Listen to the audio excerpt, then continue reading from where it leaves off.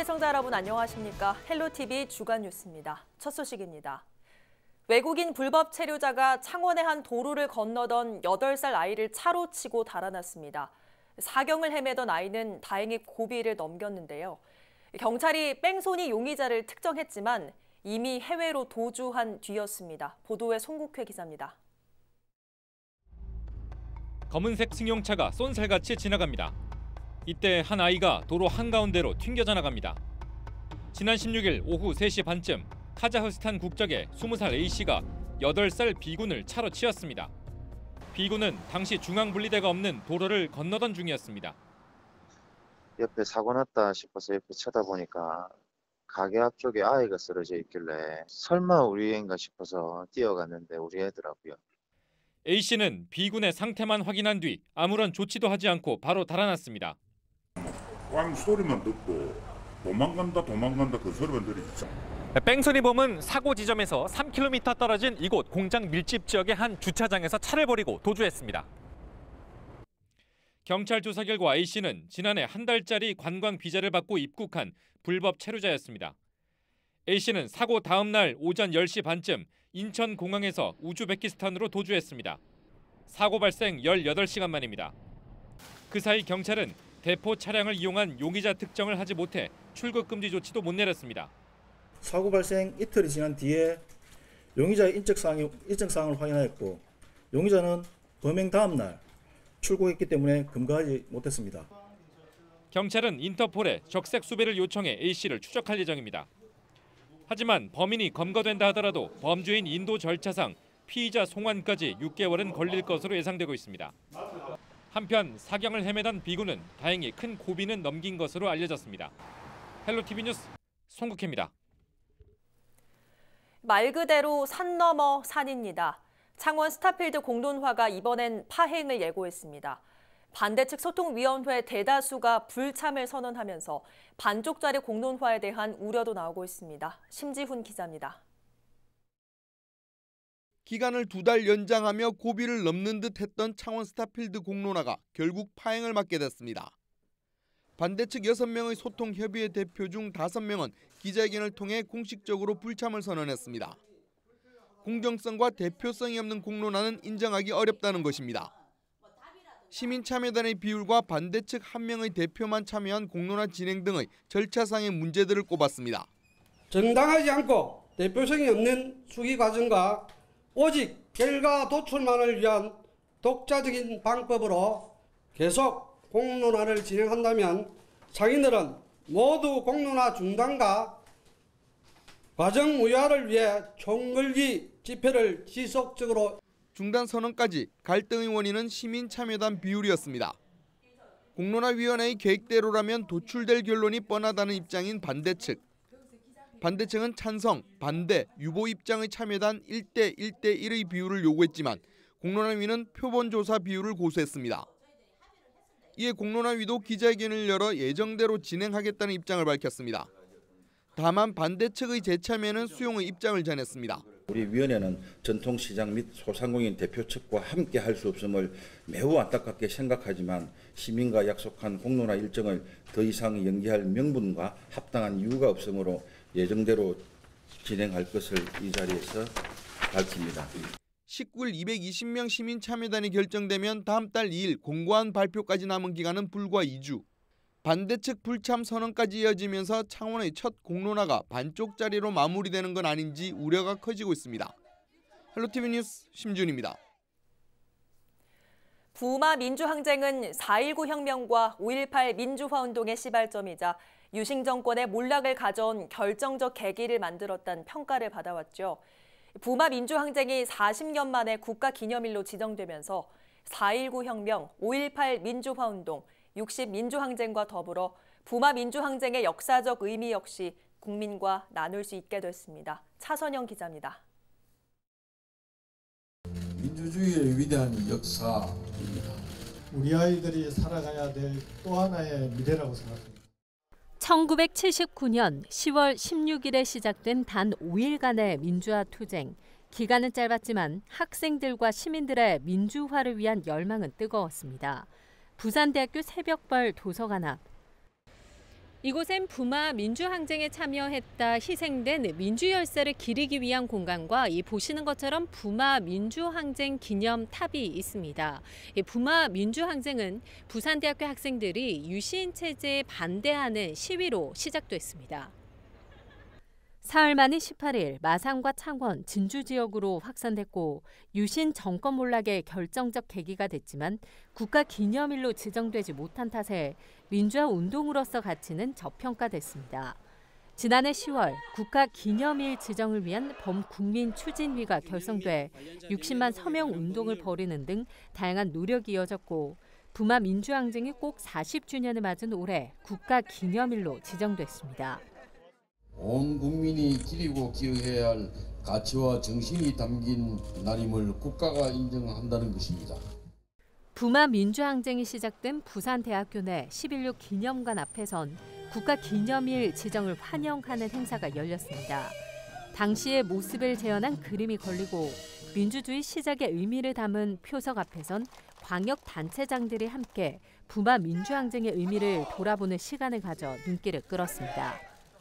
부마 민주항쟁 정신 개선과 기념을 위한 노력들은 국가기념일로 지정되지 못해 정부의 지원도 부족할 수밖에 없었습니다. 이번 국가기념일 지정은 그동안 미비했던 부마 민주항쟁을 재평가하는 계기가 될 것입니다. 이번 국가기념일 지정으로 민주화 운동의 가치를 인정받으면서 그동안 진행되어 왔던 부마 민주항쟁 진상규명을 위한 피해 조사도 속도를 낼 수 있을 것으로 보입니다. 헬로티비 뉴스 차선영입니다. 지난 6월 낙동강 하구뚝이 32년 만에 처음 개방됐었죠. 이를 두고 인근 농민 등 여러 단체 반발로 한동안 꽤 시끄러웠는데요. 17일 낙동강 하구뚝 수문이 다시 열렸습니다. 수문 개방을 둔 첨예한 찬반 공방이 또다시 반복되고 있습니다. 구지은 기자입니다. 지난 1987년 건설된 낙동강 하구뚝. 17일 이 하구뚝 10개의 수문 가운데 1개의 수문이 열렸습니다. 지난 6월 낙동강 하류의 수질 개선과 생태계 복원을 위해 추진됐던 1차 개방 이후 두 번째입니다. 강 상류로 바닷물이 유입됐을 때의 영향을 파악하기 위한 실험으로 1차 때보다 시간을 20여 분 늘려 1시간가량 개방되면서 예상되는 바닷물 유입량만 120만 톤에 이릅니다. 지난번보다 바닷물 유입이 2배 가까이 많아지면서 인근 농민들의 반발은 더 거세진 상황. 농작물의 염분 피해를 우려하기 때문입니다. 이날 지역 농민들은 트랙터를 동원해 집회를 열고 하구뚝 개방을 반대하고 나섰습니다. 아무런 대책도 없이 그렇게 지금 시행을 하고 있습니다. 우리가 보지 못한 땅 밑에는 무수한 흐름이 있습니다. 이 개방을 했을 때에 소금물이 그대로 들어옵니다. 오늘 열었다 해서 내일 피해는 발생하지 않습니다. 거기에 1년이 지나고 2년이 지나면 서서히 우리 모르게. 반면 어민들은 수문 개방을 반깁니다. 바닷물 유입이 차단되면서 사실상 사라졌던 제첩과 장어 등이 다시 돌아올 수 있다는 확신에서입니다. 사실은 10분도 못 들었어요. 고장이 나가지고. 그나마 그거 열었는데도 이 우리 어민들이 이 주나 장어 잡는 걸 놨을 때 한 마리도 안 나오던 데가 몇 마리씩 나오고 할 정도로 차이가 나더라입니다. 환경부는 경남 부산의 식수원뿐만 아니라 인근 농업에 피해가 없도록 실험을 이어나가겠다는 입장입니다. 하구뚝 기준으로 해서 상류 10km 범위 이내까지만 염분이 이렇게 유입되도록 저희가 실험을 추진하고 있거든요. 계속 장기적으로 개방을 해서 28km까지 올라오게끔 한다라고 한다면 요 농업용수 공급에 대한 아니면 뭐 생활용수에 대한 공급에 대한 대책이 마련되기 전까지는 저희가 거기까지 올릴 계획은 없습니다. 환경부는 2차 실험 결과를 토대로 내년 상반기쯤 3차 개방 시기를 결정하는 한편 개방 시간도 점차 늘릴 계획이라고 밝혔습니다. 헬로티비 뉴스 구진입니다. 나노는 그리스어로 아주 작다는 뜻인데요. 머리카락 두께의 5만 분의 1이 기본 단위인 나노 기술은 반도체 등 다양한 산업에 활용되고 있습니다. 밀양을 비롯한 경남이 나노산업의 중심에 서기 위한 밀양 나노융합 국가산업단지가 첫 삽을 뜨고 공사에 들어갔습니다. 장보영 기자가 취재했습니다. 나노의 3D 기술을 입힌 보안 필름입니다. 속을 들여다보면 정품임을 확인할 수 있는 입체 로고가 보입니다. 또 다른 필름에는 홀로그램을 입혔습니다. 지폐의 위 변조나 짝퉁 브랜드 로고의 생산을 막기 위해서입니다. 진품과 가품을 손쉽게 구분하는 3D 보안 기술을 개발한 이 업체는 지난 2009년부터 밀양에 자리를 잡고 한국조폐공사, 한국전기연구원 등과 공동사업을 추진하며 제품 상용화에 한창입니다. 기업의 재산권을 지켜주고자 하고 있습니다. 세계 글로벌 기업과 국내의 대형 화장품 및 이런 업체에 우리 제품을 공급을 하고 있습니다. 이처럼 다양한 기술을 접목할 수 있는 나노산업.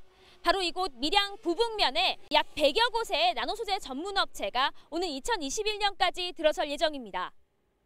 앞으로 100년의 먹거리로 나노산업을 내세우는 밀양은 나노혁신 클러스터 개발에 집중하고 있습니다.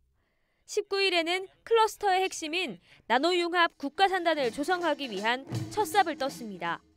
이미 기업의 연구개발을 지원하는 나노융합 연구단지는 완공된 상황. 이제 얼마나 많은 기업을 산단에 유치할 수 있는지가 관건입니다. 26개 기업을 유치하였습니다. 현재 나노국가산단 부지의 40%에 상당합니다. 그리고 나머지는 기업 유치단을 통해서 좋은 기업을 유치해서 완공과 함께 기업 활동을 할 수 있도록 최선의 노력을 다하겠습니다. 산단 조성으로 약 1조 원의 경제적 파급 효과와 10,000명가량의 고용 효과를 기대하고 있는 밀양. 한국의 나노산업 중심 도시로 도약할 수 있을지 주목됩니다. 헬로티비 뉴스 장보영입니다. 일본의 경제 보복과 역사 왜곡을 규탄하며 창원의 한 고등학교에서 계기 수업이 마련됐습니다. 우리의 올바른 역사를 알고 또 평화의 소중함을 학생들에게 인지하기 위해 열린 자리인데요. 태봉고등학교에서 열린 우리 역사 바로 알기, 그 특별한 수업 현장을 김수정 기자가 다녀왔습니다. 일제강점기의 가해자와 피해자는 누구일까? 일제강제징용과 일본군 위안부 피해국 가운데 유일한 유럽 국가인 네덜란드의 얀 할머니 이야기까지 학생들은 선생님의 말씀에 귀를 기울이고 모든 별로 의견을 나눕니다. 일본의 경제 침략과 역사 왜곡 바로 알기를 주제로 한 공개 수업 현장입니다. 또 어떤 아픔을 우리가 느끼고 살았는지 그런 더 자세한 이야기를 들으면서 이거를 단지 우리가 기억하고 아는 정도가 아니라 더 미래에 더 알리고 저희도 그냥 매체로 가볍게 접하거나 영화나 드라마 같은 부분으로 가볍게 생각하는 부분이 조금 있는 것 같은데 조금 더 강제징용에 대한 피해자나 강제징용 그런 역사가 사람들한테 많이 알려질 수 있도록 전국 교직원 노동조합이 일본의 경제 보복과 역사 왜곡을 규탄하며 공식 교육 과정이 아닌 사회적 현안을 가르치는 계기 수업을 마련했습니다. 이달 초부터 전국적으로 시행 중인데 경남에서는 태봉고를 비롯해 다음 달까지 대부분의 학교에서 계기 수업이 이어집니다. 특히 태봉고에서는 일제 강제징용 피해 사실을 조사하고 널리 알리기 위해 활동하고 있는 일본인 기무라 히데오 씨와 간담회도 열렸습니다. 일본에 대한 무조건적인 반감, 심지어는 우리도 일본처럼 이제 복수해야 되지 않나 이렇게 생각하는 친구들도 있는 것 같아서 그거는 좀 위험한 생각이라고 하는 것이 들었고요. 그래서 좀 보다 근본적인 문제, 평화를 사랑해야 되고 그리고 전쟁과 침략이 있으면은 이런 일들이 따라온다고 하는 것을 아이들과 같이 이야기하고. 한편 태봉고는 이달 중순부터를 일본군 위안부 기림주간으로 정하고 다양한 행사를 펼치고 있습니다. 일본군 위안부 피해자 사진전과 소녀상합 사진 콘테스트, 배지 판매 등을 통해 학생들의 올바른 역사인식을 키워나간다는 계획입니다. 헬로티비 뉴스 김수정입니다. 아침 저녁으로 선선한 날씨가 이어지며 본격적인 가을이 시작됐죠. 지금 함안 악양 생태공원은 분홍빛으로 물들었습니다. 코스모스와 함께 가을을 알리는 핑크뮬리가 활짝 피면서 많은 이들의 발길을 불러 모으고 있는데요. 그 현장을 전주현 기자가 다녀왔습니다. 함안 악양 생태공원이 온통 핑크빛으로 물들었습니다. 분홍 솜사탕 같은 핑크뮬리에 가을볕까지 더해져 나들이객의 마음을 사로잡습니다. 카메라 각도에 따라 또 햇빛에 따라 핑크뮬리는 팔색조의 매력을 선보입니다.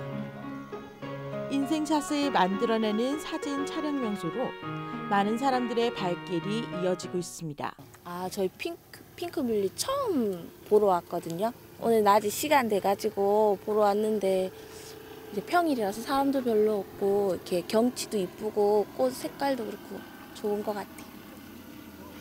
저희 작년에 해서 올해 2번째 방문인데 작년보다는 올해 훨씬 더 풍성하고 핑크뮬리가 더 이쁜 것 같아서 가까운 곳에 이렇게 좋은 곳이 있다는 게 참 좋은 것 같아요. 함안군은 지난 2017년 악양 생태공원의 2,600제곱미터 부지에 핑크뮬리를 심었고 지난해 첫 선을 보였습니다. 특히 9, 10월경이 되면은 이 핑크뮬리 4,600제곱미터 면적에 심겨진 핑크뮬리가 만개하여 낭만적인 핑크빛 물결을 이루고 있어 많은 관광객이 찾고 있습니다. 첫 해에만 6만여 명이 넘는 나들이객이 다녀가며 악양 생태공원은 새로운 관광명소로 발돋움했습니다.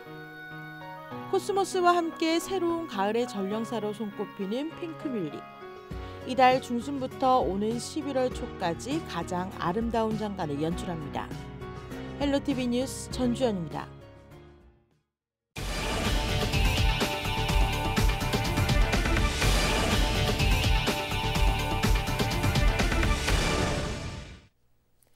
경기 파주에 이어 연천에서도 아프리카 돼지열병이 발생하면서 경상남도와 지자체가 유입을 막기 위해 총력을 다하고 있습니다.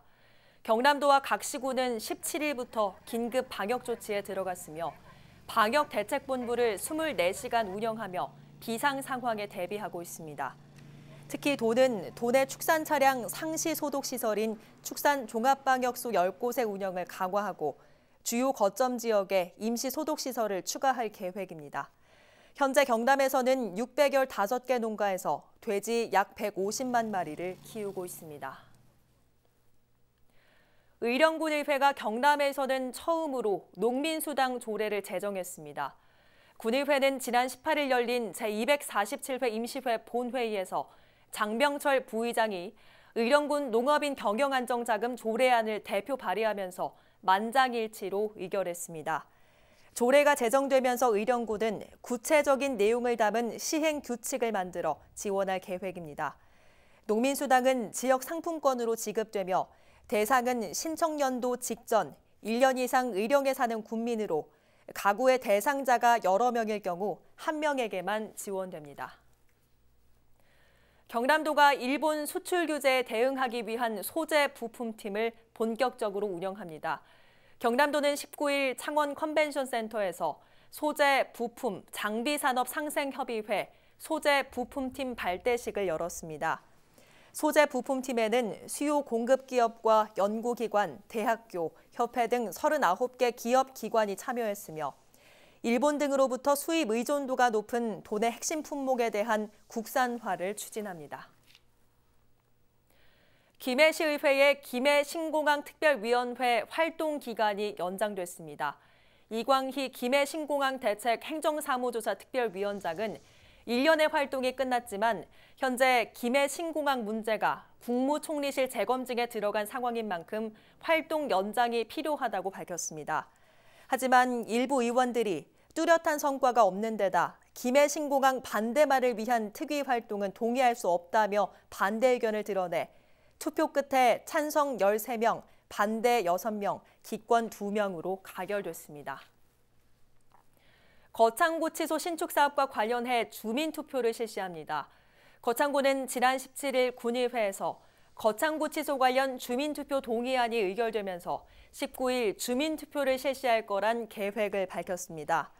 주민투표는 현재 정해진 장소에 구치소를 건립하는 것에 찬성하는 측과 거창 내에서 이전을 찬성하는 입장 중 택일하는 방식입니다. 주민투표는 다음 달 11일과 12일 양일간 사전투표, 16일은 본투표로 진행됩니다. 김해시의회에서 가야사 특별법의 빠른 제정을 촉구하는 대정부 건의안을 채택했습니다. 17일 오후 열린 제222회 김해시의회 임시회에서 제안된 대정부 건의안에는 가야 역사문화권 조사와 연구 작업이 추진 중이지만 지속적 관심이 적다며 충분한 조사와 연구를 뒷받침하기 위한 법적 근거로 특별법이 제정돼야 한다는 내용이 담겼습니다. 같은 날 합천군 의회에서도 가야사 복원 특별법 제정을 위한 대정부 건의안이 채택됐습니다. 이 건의안들은 국회와 정부 관련 부처에 보내질 예정입니다.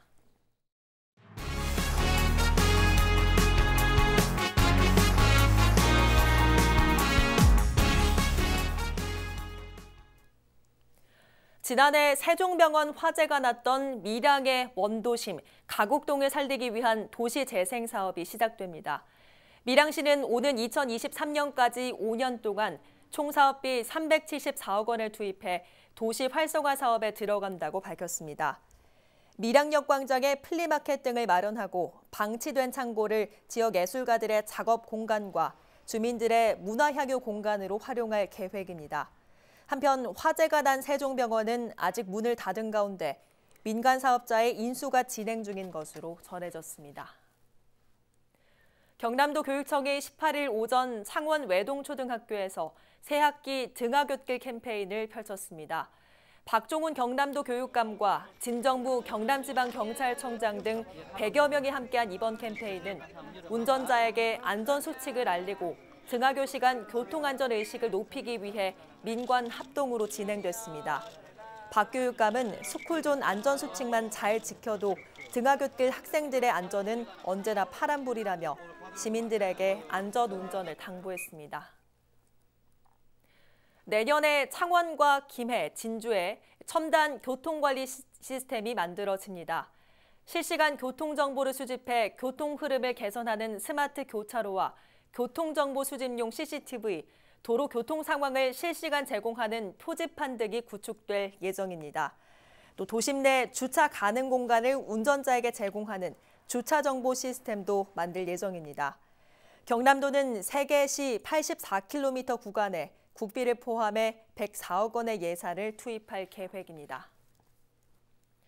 코레일과 창원시가 지역 관광객 유치를 위해 함께 손을 잡았습니다. 창원시는 17일 한국철도공사 코레일과 KTX 증편에 따른 창원시와 코레일 관광객 유치 증진 협약식을 체결했습니다. 이에 따라 창원시는 시와 연계된 열차 관광 상품에 대해 인센티브를 제공하고 KTX 증편을 홍보할 계획입니다. 또 코레일은 창원 관광지와 연계된 열차 상품을 공동 개발하고 지역 관광 홍보 등에 힘쓰기로 약속했습니다. 지난 16일부터 창원시를 지나는 경전선 KTX는 금, 토, 일 상하행선이 4회 증편됐고 평일에는 창원 중앙역 정차 1회가 추가됐습니다. 김해시에서 무연고 사망자 대상 장례 지원을 이어가고 있습니다. 지난 2월 공영장례 지원 조례를 제정한 김해시는 무연고 사망자거나 부양자가 있지만 사망자의 장례를 치를 능력이 없는 경우 장례식을 열고 고인의 안치까지 가능토록 돕고 있습니다. 김해시에 따르면 올해 무연고 사망자 19명 중 7명이 장례 지원을 받았습니다. 현재 경남 지자체 중 장례 절차를 지원하는 곳은 김해시가 유일합니다.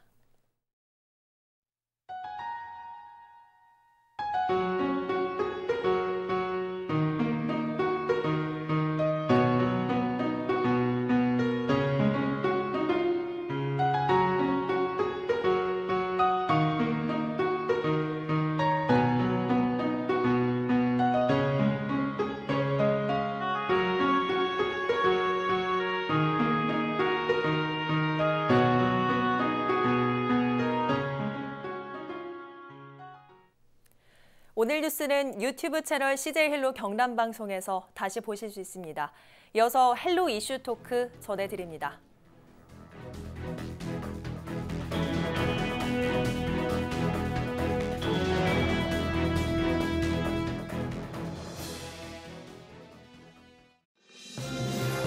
우리 지역의 이슈 콕 짚어봅니다. 헬로 이슈 토크. 도내 이슈를 전문가와 함께 심층 분석해보는 시간 헬로 이슈 토크의 김세진입니다. 지난 7일 세계 최초의 로봇 테마파크 마산 로봇랜드가 공식 개장했습니다. 무려 11년 이상 우여곡절을 겪으며 개장한 만큼 큰 기대 속에서 도민에게 출발을 알렸는데요. 오늘 헬로 이슈 토크에서는 마산 로봇랜드의 개장을 기점으로 지금껏 성과와 앞으로의 숙제를 짚어봅니다. 오늘 나와주신 패널 두 분 소개합니다. 마산 로봇랜드가 위치한 마산 하포구 구산면을 지역구로 한 지상록 창원시 의원 나오셨고요. 도시계획과 건축학적 측면에서 오늘 이슈를 분석해줄 유진상 창원대 건축학부 교수 나오셨습니다. 안녕하십니까? 네, 반갑습니다. 네, 자 지상록 의원께서는 마산 로봇랜드 위치가 현재 지역구신데 공식 개장식에 당연히 다녀오셨죠? 네, 어떠셨습니까? 당연히 다녀왔고요. 저희 지역구이기 전에 제가 나고 자랐던 곳인데요. 로봇랜드가 만들어진 곳이 용호 뒷산이라는 곳입니다. 저희가 어렸을 적 소풍을 가던 장소인데요. 네. 그러한 곳에 이렇게 큰 로봇랜드가 완성된 것을 보니까 만감이 교차했습니다. 예, 유진상 교수님께서도 당연히 다녀오셨죠. 당연히 갔어야 되는데 아직 못 갔고 예. 지금 우리 아이들 민원이 끊이질 않고 있습니다. 예. 조만간 가야 될 것 같고 네. 이번에 이게 보니까 행사 구성원들로 위상을 짐작할 수가 있었는데 경상남도 창원시 주최, 그다음에 경남 로봇랜드 재단이 있고 경남 마산 로봇랜드 이 재단하고 또 다르거든요. 네. 이렇게 주관으로 해서 진행이 됐는데 개장식에 이주영 국회부의장 산업통상자원부의 제조산업정책관, 네. 그다음에 도지사 당연히 왔고 창원시장 도의원 시원들이 대거 참석을 했습니다. 지역 주민도 1000명 참석하고 그래서 행사 구성원들로 이제 위상을 짐작할 수가 있고. 네. 우리 이게 지금 11년 동안 우여곡절을 겪었다고 그랬잖아요. 이 우여곡절의 핵심이 우선 처음에 이게 2007년인가요? 서부 경남의 진주의 혁신도시를 이렇게 해놓으니까 경남 균형발전 차원에서 동부 또는 중부 쪽에도 뭔가 하나 있어야 된다는 그런 취지에서 사실 로봇랜드가 좀 유치를 했거든요. 네. 근데 이제 그때 되게 말이 많았어요. 주변에 로봇 관련 너무 외지고 관련 기반 산업은 창원시에 있는데 거리가 멀다. 그리고 이제 그 이후에는 또 로봇과 R&D 유치는 조금 약한데 테마파크로 너무 쏠리는 게 아니냐, 놀이공원으로. 네. 그리고 이제 또 세 번째가 1단계 산업이 지금 사업이 일단 테마파크로 마무리가 되고 이제 2단계 테마파크와 R&D가 마무리되고 2단계가 리조트예요. 대형 네. 리조트. 그러니까 2단계에 대한 우려도 조금 많은 상황이고 이게 복합적으로 지금 우여곡절이 많은데 아무튼 개장을 해서 한시름 좀 놓은 상태입니다. 예, 말씀처럼 이번 개장식은 테마파크가 정말 큰 부분을 차지했는데 그래서인지 지역의 가족 단위 관광객들의 큰 관심을 불러모으고 있습니다. 아직 다녀오지 않으셨다고 말씀을 해주셨는데 앞으로 가족들과 함께 가볼 의향은 있으시죠? 지금 당연히 안 갈 수가 없고요. 네. 날마다 아들, 딸에게 시달리고 있는데 네. 지금 이 놀이시설을 기반으로 했지만 이제 다른 지역하고 좀 저는 워낙에 이야기를 많이 들었어요. 갔다 온 분들한테도 네. 술자리에서 여러 번 듣고 구성이 공공 부분하고 민간 부분이 나뉘는데 공공 부분에는 이제 R&D하고 그다음에 체험 실제 로봇 네. 그다음에 뭐 스마트 산단에서 쓰는 그 로봇 손이라든지 제조 그런 체험관들 로봇 산업관 이런 것들이 다 해서 5개 관이 있고 네. 그다음에 이제 민간 부분에서는 이제 22개 놀이기구가 있는데 그중에서 조금 특이한 규모로 보면 인근에 있는 다른 지역 경주나 이런 데하고 크게 차이가 나지 않는데 유아용 놀이시설이 조금 많은 게 특징이고요. 네. 그다음에 이제 아시아 최초로 90도 수직 낙하하는 계속 열차 네. 했고 그다음에 65m 높이에서 2초 만에 낙하하는 스카이 타워 뭐 이런 것들이 좀 눈길을 끌었습니다. 그래서 제가 이제 모니터링을 해보니까 일단 다녀온 분들은 일반적으로 만족해합니다. 예. 만족해하고 그동안 너무 먼 데까지 놀이기구 타러 갔었는데 그 부분에 대해서 굉장히 만족도가 높고 문제점 같은 경우는 전체적으로 그 테마파크에서 로봇 분위기가 전혀 안 느껴진다. 좀 더 그런 게 외관으로 특화됐으면 좋겠다. 네. 그다음에 제일 큰 게 입장료 부분이었습니다. 예. 그러니까 자유 입장권 따로 있고 이게 있는 게 아니라 무조건 들어가면 전체 그 놀이시설을 다 이용해야 되는 그 입장권밖에 없어서 네. 요금이 너무 비싸다 그렇게 되면 네, 어찌됐든 전반적으로 일단 반응은 좋았어요. 근데 이제 이게 사실 로봇랜드라는 게 놀이공원으로 출발한 게 아니기 때문에 네. 근본적으로 이게 성패 가는 자가 이제 우리 지금 이번에 R&D 그다음에 산업 컨벤션 센터에다가 그 로봇 전시했잖아요. 그 전시하고 R&D 유치하는 게 흥행의 성패를 다르지 않을까 이렇게 보고 있습니다. 네, 유진상 교수께서 시민의 입장에서 두 가지 문제점을 지적해 주셨습니다. 로봇 분위기가 나지 않는다.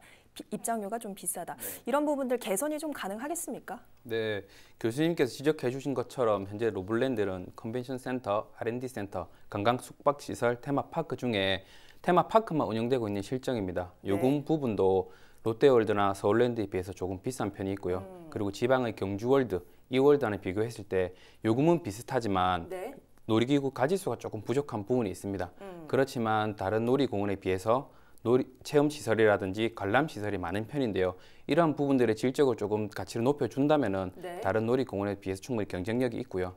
그리고 이제 가족 단위 입장 시에는 노인들이나 영유아들을 세분화해주고 옛날에 자주 이용하던 빅3, 빅5 티켓을 만약에 판매를 한다면 충분히 가격 면에서도 경쟁력이 있다고 보고요. 이러한 부분들은 로블랜드도 잘 협약을 해서 좀 개선할 수 있도록 노력하겠습니다. 네, 오늘은 구산면 입장을 좀 대변하기 위해서 이 자리 나와 주셨는데 일단 구산면의 경우에는 마산 로블랜드로 인한 순기능과 역기능의 당사자인데 구산면 입장에서 봤을 때 일단 순기능은 좀 어떤 거라고 보십니까? 구산 면미들이 기대했던 상황은 로블랜드가 개장되면서 이 지역의 상권이 살아나고 그리고 새로운 상권이 발생되는 것을 기대했었는데요. 실제로 구산면의 경우에는 어민들이 주로 많습니다. 그래서 어민들의 기대치는 크게 높지 않았었는데요. 막연히 이제 지역에 큰 사업이 들어온다는 그 기대감이 컸었습니다. 이제 실제 주민들에게 어업 진흥이라든지 농어민들에게도 소득 증진할 수 있도록 로블랜드 단지 내에 이제 어업 판매 센터를 만들어서 실제 주민들에게 소득 증진에도 기여할 수 있도록 만들어야 된다 생각이 들고요. 나아가 구산 해양관광단지와 함께 로블랜드가 시작된다면은 이제 경남을 넘어서 대한민국 최고의 관광 허브가 될 것으로 보이고요.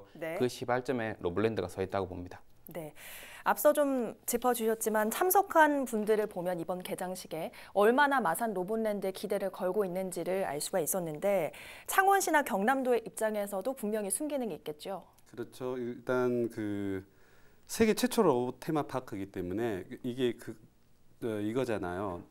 관광객들도 유치를 하면서 놀고 휴양을 하면서 실제 산업도 하겠다는 거기 때문에 굉장히 특수한 상황이고 우리나라에 전례가 없는 케이스인데 지금 저희 이제 창원시나 경남도 입장에서는 최근에 저희가 우려했던 것들 좀 불식할 만한 호기를 맞았는데 제2 배후 신항 단지가 조성이 되고 남부 내륙 고속철도 그다음에 강소특구 3군데 지정이 됐죠. 경남도에서 3군데. 그다음에 스마트 산단은 대규모로 창원시에서 특화시키기로 했고 정부 지원도 이제 받아냈기 때문에 처음에는 마산 이쪽 구산면이 너무 외지다고 생각을 했었는데 이렇게 큰 청사진을 경남도에서 놓고 봤더니 로봇랜드가 딱 그 결절부에 위치한 거예요. 방금 이 모든 요소에. 그런데다가 이제 스마트 산단에 처음에는 조금 주저하던 국내 대기업들이 적극적 참여 의사를 밝히고 있고 그다음에 재료연구소 이번에 이제 여러 정치 역학에서 가장 우리 경남도에서 가장 중요한 게 재료연구소가 재료연구원으로 승격하는 건데 일본 그 사태 때문에 오히려 그 호기를 또 맞았거든요. 그래서 이제 재료연구소 같은 경우 좀 의아해하실 수 있는데 로봇공학이 결국은 무게 싸움이기 때문에 소재가 이제 좋아지면 그게 이제 굉장히 큰 도움이 되거든요.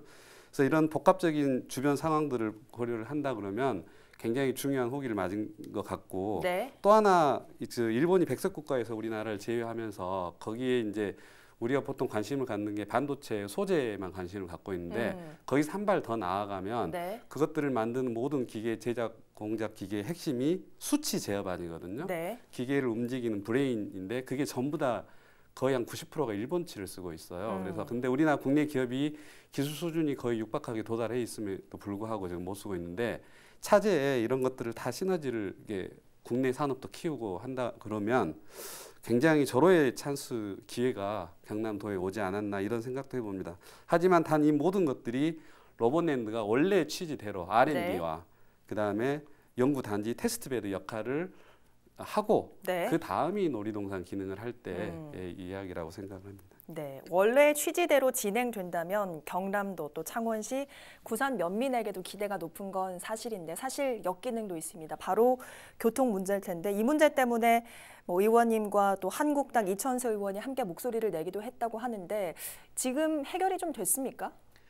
지금도 교통 문제를 이야기하시면 죄송하다는 말씀이 먼저 나올 정도로 네. 크게 해소된 부분은 없습니다. 예. 하지만 창원시에서는 할 수 있는 모든 방법을 다 동원해서 응급처치를 모두 해놓은 상황이고요. 네. 12억 6천만 원을 급히 투여해서 가포 방향으로 빠져나가는 차로를 새로 신설했고요.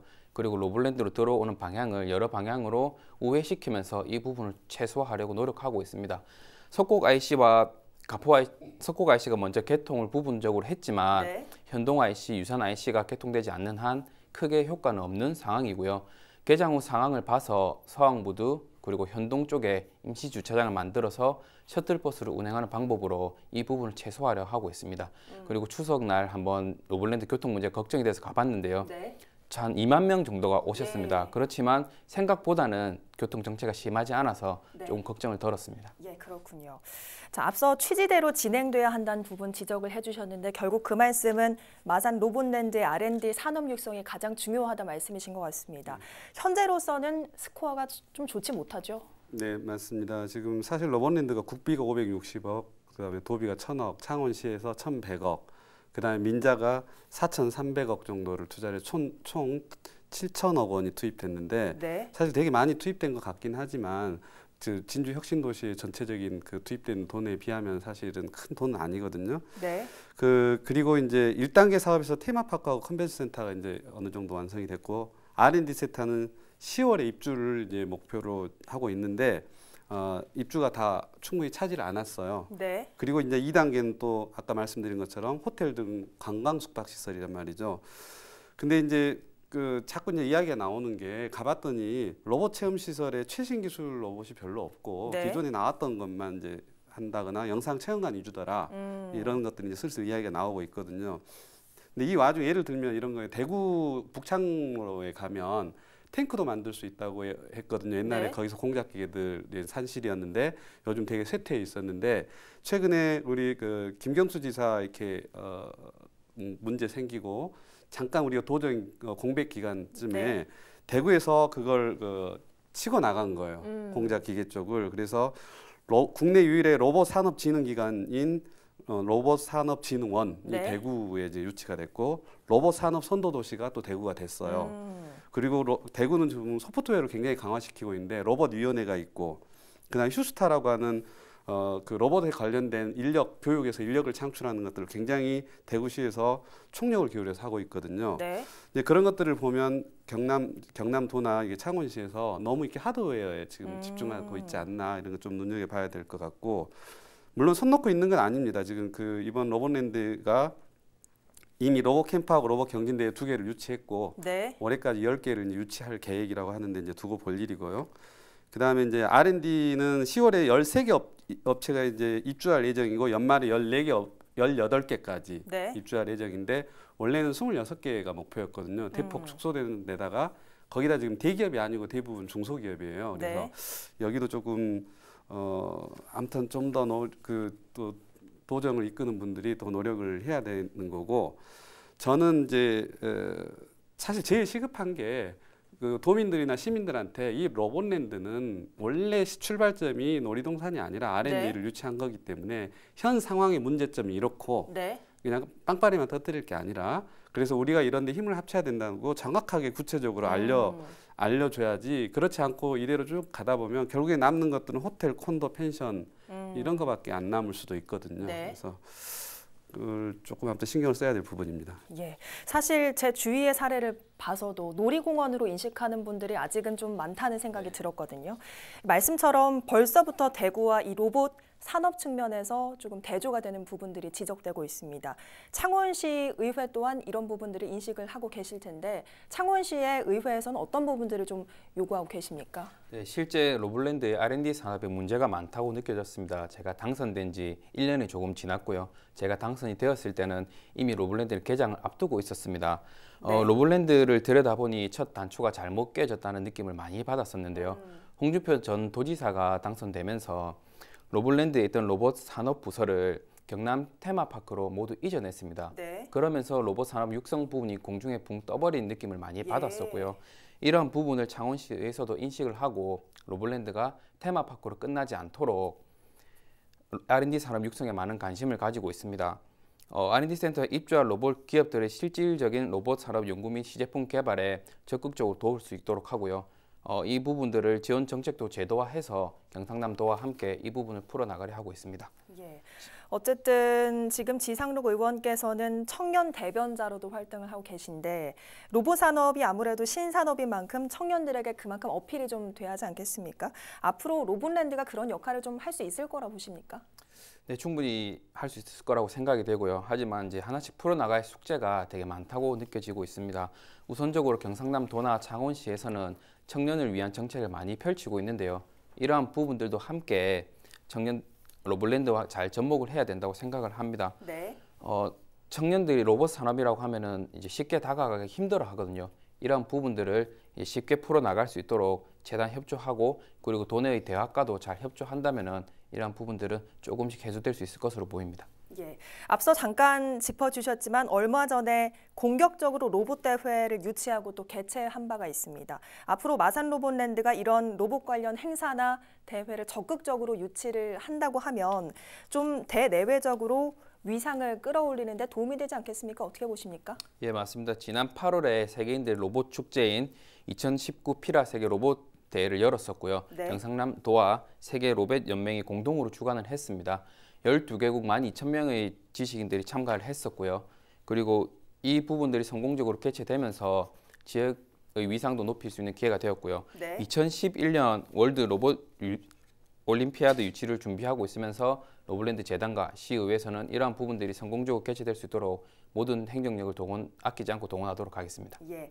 자, 유진상 교수님께서 보시기에는 창원시와 경남도의 마산 로봇랜드 내실 다지기 어떤 방향으로 가야 바람직하다 보십니까? 지금 창원시, 경남도 전부 사활을 걸고 총력을 기울이고 있는데 우리가 노력을 한다고 해서 중요한 게 아니라 구체적인 방향을 설정을 해야 되잖아요. 네. 정부에서도 이번에 정확한 문제점을 찾아냈는데 우리나라 연구진들 R&D 90%가 특허를 내도 다 사장되는 페이퍼워크이라는 거죠. 근데 일본은 항상 목표를 R&D의 목표를 상용화, 실용화에 두고 있거든요. 그래서 네. 상용화 실증 가능한 그 R&D에 집중적으로 하겠다고 정부에서 발표를 했었고 경남도도 방향을 그렇게 지금 잡아가고 있는 것 같아요. 네. 특히 이제 이번에 강소연구개발특구 3군데가 됐잖아요. 경남도에서 창원의 지능전기 기반 기계 융합, 그다음에 진주의 항공우주 부품 소재, 네. 그다음에 김해의 의생명 의료기기 산업 전부 다 제조업하고 기계에 관련 로봇과 관련된 것들이거든요. 네.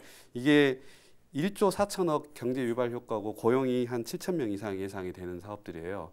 이것들하고 스마트 산단하고 이렇게 조인을 하면 할 때 이제 R&D에 투자할 때 실증 이런 것들 이제 집중적으로 지원을 한다 그러면 충분히 가능성이 있고 우리가 주목할 만한 게 SK 하이닉스 공장에서 네. 구미와 용인을 저울질하다가 결국 수도권으로 갔거든요. 네. 그건 뭐냐면 정주 요건이 좋기 때문입니다. 그러니까 마산 로봇랜드에 연구진들 오라고 그래도 네. 거기 자기들이 살 공간이 없고 유치원 보낼 곳이 없으면 올 수가 없잖아요. 그래서 2단계 호텔 리조트 사업에 대해서는 면밀하게 검토를 해서 이 연구진들의 정주 요건을 강화시킨다거나 하는 것들을 좀 검토를 해봐야 될 것 같습니다. 예, 말씀처럼 제조업, 기계와의 융합 말씀을 해주셨는데 그 부분이 로봇 산업의 장점인 만큼 좀 잘 활용했으면 좋겠습니다.